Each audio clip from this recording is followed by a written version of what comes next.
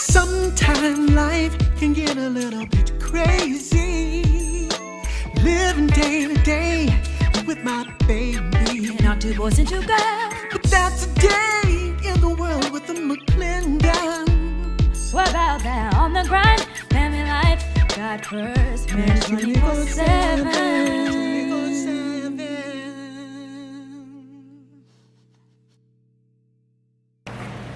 Hey, what's up, everybody? We are back with Marriage 247 Morning Splash. I'm David.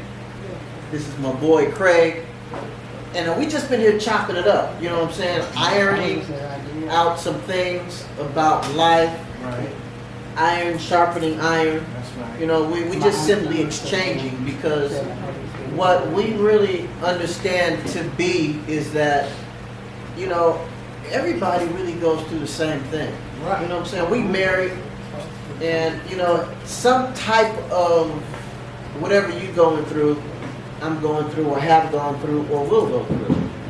You know, so we've been talking about, last segment, we was talking about the trash and the heart position of the trash, and you know, how you do what you do when you are asked to do or told to do what, you know, you're supposed to do. Your responsibility, you know what I'm saying? So, you know, during the break we was like, you know, let's kind of twist it up, or bring it on home with, in relation to marriage. Yeah. So, you know, we talked about divorce. Yeah. We talked about prenuptial. Prenups. We talked about heart attitude. Right. And so my thing is, at the end of the day, we're talking about two individual lives. Right. Two individual hearts. Yeah. Two individual entities sharing the same space. Right. You know what I mean? Yeah. And that'll bring out your best. Or your worst. Or your worst. Right? Let's use a very relevant thing. Okay. The pandemic. The pandemic. Okay. Right. So now what we have is a situation where a man and a woman, or a man or a woman, Right. getting up early, Right. leaving the house 5:30, 6, 7, 8 o'clock in the morning, Right. being gone all day, All day. at work, Mm-hmm. maybe having to pick up one of the kids or all of the kids, Right. pick it up a level, pick them up, don't go home, but go to practice, Oh. or go to rehearsal, Right. or go to gymnastics. You ain't going to the house, right? You're not Yeah. going right away to the house, Right. And then if the wife is working out of the home also, Yeah. or has some type of endeavor that brings in an income stream, Yeah. she's not just sitting around She's not just- all day, right? She's contributing. She's contributing, and she's doing this and that, which is the Proverbs 31 woman, right? Right. And so what I'm saying is, everybody from wake up at dark 30 in the morning Dark 30. to go to sleep at night, Right. we're all scattered. Right. We're all apart. Night 30, right? 9:30, Right, right? And then when we come home, 90 minutes to engage before we go to bed. Right. From that, brother, to everybody at home, locked down on quarantine. Right. That's levels of stress and I would venture to say that people never really spent that kind of time with their spouse. not knowing each other. Right. All crunched together. Right. I would even venture to say people never spent that kind of time with their kids Right. like that. Right. And I think it brought out the worst in a lot of us. You know, the thing about it, we have a unique situation, my wife and I. What most people have been experiencing in this pandemic since early on 2020, and we are now May of 2021, you know, Marriage 247, Right. that's what we're all about. You know, we live together, we work together, you know what I'm saying, we raise our children together. When we not together, we together. You know what I'm saying? Because we're one. You know what I'm saying? So, to a degree, or not even to a degree, that's what we've been all about. You know what I'm saying? So, some people for a year have been experiencing what we live. lived. You know what I'm saying? It just, It's perspective. right. It took us to another level. You know what I'm saying? Because there's certain things that during the pandemic that really brought out, emphasized, magnified certain things in our relationship. You know what I'm saying? That really, like, wow, discovered. You know what I'm saying? Some good, some, like, we need to work on that. You know what I'm saying? So, to the extent of Marriage 247, man, we went to another level. You know what I'm saying? So, I understand that, and people are experiencing some things now. Right. Some of it is joyful. Some of it is, you know, I really discovered who you are, and I don't want to be with you. I don't like it. Yeah, I don't like you. Right. You know what I'm saying? So that's secure. Yeah. But where do we go from here? Right. You know? Right. See, that's kind of like what we were discussing before. Right. It's almost like testing the metal. Testament. Do Right. we have an agreement or do we have a commitment? Right. You see what I mean? Right. Okay, and so if marriage is 247, Right. maybe it's not for some people. Ooh. You're absolutely positively correct. You're Right, You know what I'm saying? Maybe it's 243. 243. You know? 241. Exactly. 24 none. 12-5. 12-5. Right. You know? That's a tough place to be. Yeah, because what happens is it's not a grind. Right. See what I'm saying? If you can have 1 foot in Mhm. and 1 foot out, or come all the way out and then Right. jump back in, that's not a grind. You know, grind, that's a key word for us because we about that on the grind, family life, God first, Right. Marriage 247. That's our mission statement. You know what I'm saying? That's right. That's I our mean, mission. think about it. Yeah, that's Yeah. our mission statement. You know what I'm saying? If you go to marriage247.com hyphen, it's gonna be on because I'm butchering it up. But you're gonna check us out. We're about that on the ground, family life, God first, Marriage 247. Go to our Marriage 247 page, like, subscribe, follow. You'll see some great content like this. Right. You'll see how we as a family, what God has ordained us to do. You'll see, you know, how we roll with it. Right. You know what I'm So saying? let me ask you a Yes, question. sir. Yes, sir. If you take your mission statement and you remove the grind, Right. what do you have left? What remains? Man, you don't. How do you do the rest without that grind? You can't, because the grind it's a grind is synonymous to commitment. You know what I'm saying? It's, Not an agreement. yeah, not an agreement.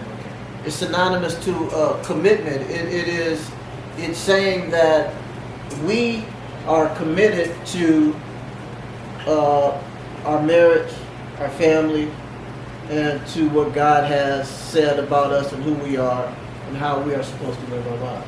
Okay. You know what I'm saying? That's our mission. You know what I'm saying? So without the grind, there's no way for us to even operate.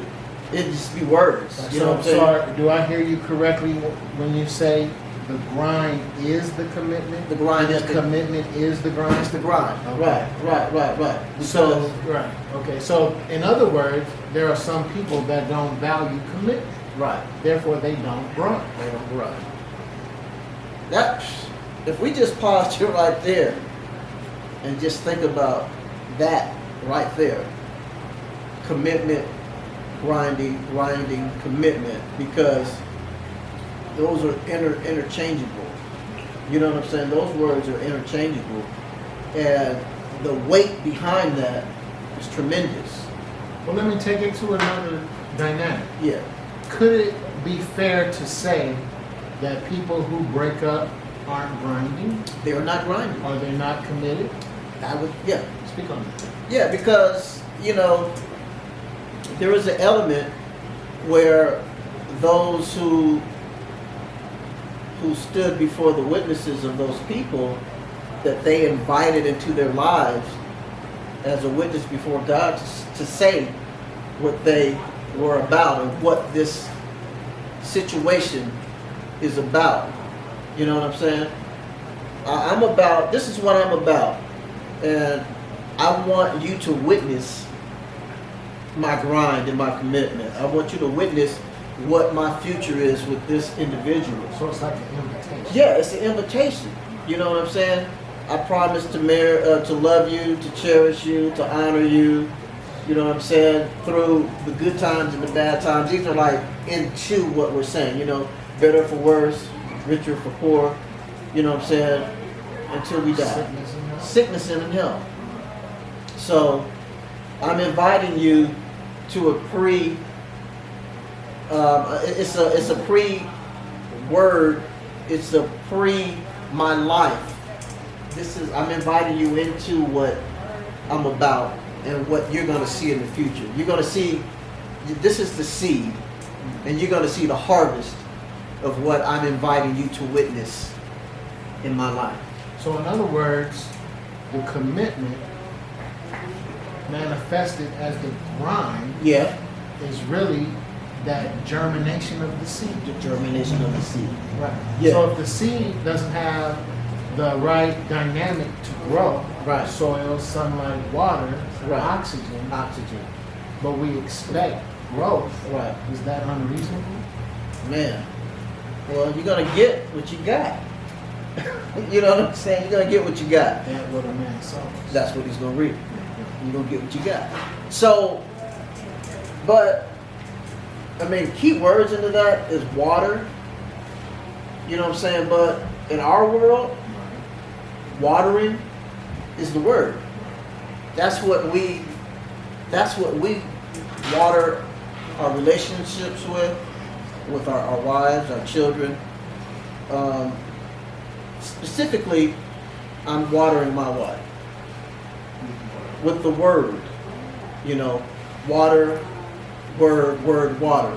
So as I'm watering my wife and she is getting the nutrients, then I am then, besides what she's doing on her own, but this is what God has mandated for me to do.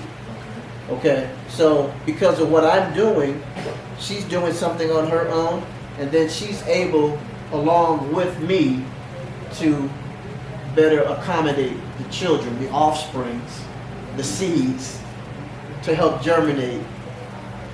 You know what I'm saying? To help that oxygen, you know, to all of that. Right. So that's what we are supposed to be doing as men of God. So where do we go wrong? Not committing to what God has given our hands to do. So what is the, because we don't do anything unless first there's some kind of appeal, Right. an attraction, Right. desire. Right. So we're living our lives, we're grinding, we're committed, we're germinating, Yeah. we're watering, right? Yep. Where in that process does that decrease or stop, and now our attention is on something else that's blinging or shining, but it's not in line with what we're supposed to be doing, and we know it ain't good for us, right? Right. What is the hook in the nose? What is the bait? What is that first step toward? You feel what I'm saying? Yeah, like, yeah. What knocks us off of our grind? I think the discouragement of relationship. You know what I'm saying? We're speaking on specifically on the husband and the wife right now. Yes, sir. Okay. So when that grind you feel like has been invaded upon, Yes. you know what I'm saying? Has been compromised. So then, from there, if the proper communication of what you sense or feel is not taking place, then you ultimately are having conversations with yourself. You know what I'm saying? And you ultimately are thinking on behalf of that other person. You know what I'm saying? In a way of, well, this is what I think, but because you're not communicating. So because you're not communicating, you're having that conversation with yourself. then when you have that conversation with yourself, you pretty much are going to answer what your thoughts are. You know what I'm saying? Your own audience. Your own audience. You know what I'm saying? So if the energy that you have to communicate with yourself on your own, you're not involving God or your spouse, and those are the two entities that's the start point and the end point. So to answer your question, that's where we go wrong, because we don't have that focal point of the communication level. Right. You know what I'm saying? Mm-hmm. And that it's in reality is pride and fear. It's pride and fear. Well, let's take what you said and flip it. Yeah. What about when you do want to be communicative? Right. What about when you do have a consistent prayer life? Wow. And then the spouse shuts it down. I don't want to talk about it. That's difficult. Why are you always saying that? Right. You on my nerve. Right. Like that. Right. Then what? Because that happens. It happens. It happens. I guess, you know, it has to be a point to where if you know that your husband is hearing from God or not, right? So if he's communicating with his wife and he's not getting anywhere, for one, you got to continue on being in prayer and seeking the face of God. But then the wife has to realize that you're not pulling stuff out of the bag. You know, you're not trying to say, you're not bringing up something that's gonna I'm trying to cause some havoc. I'm doing this on purpose, for sport. You know what I'm saying? I'm saying, like, you have two hearts, right? Right. And this heart wants this heart wants that. Mm-hmm. If both people keep that position, you're not going to get nowhere. I mean, the people live like that for years and years. Your corner of the house, my corner of the house, Isolation, lack of communication, right, secrets, right, non-disclosure. Right. And what's the outcome of those things? Loneliness. You know what I'm saying? Mm-hmm. It really puts a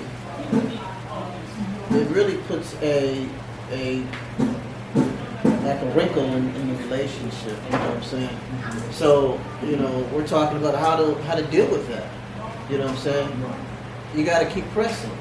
You know what I'm saying? And these are like words. You know what I'm saying? Right. You know what I'm saying? But it's like let's walk those words out. exactly. You got to walk those words out. I want this, she wants that. Nobody wants to compromise. Right. Nobody wants to sacrifice or come off their block. Right. Somebody has to bring forth the righteousness. Right. Prayerfully, it's both parties, right? Right. But in the event somebody doesn't Mm-hmm. and won't, And won't. right? No willingness. Right. Who's going to be the one to say, in spite of what I want, in spite of their conduct, this is where I stand? Right. You know, how do we get to that point, and what does that grind look like? Relinquishing pride. Right. Yeah. Which Because comes before a fall. Yeah. So regardless of what the person may be thinking of the other person, somewhere in there, even if the person that is right and not willing to have some type of, you know, resolve in it, then even in my righteousness I can be prideful. So it's like, is the end goal being right, or is the end goal being one? The end goal is being one. You know what I'm saying? The end goal is to be one. So in that end goal, if I'm right, but I don't see a way out, then I have to relinquish that for the peace.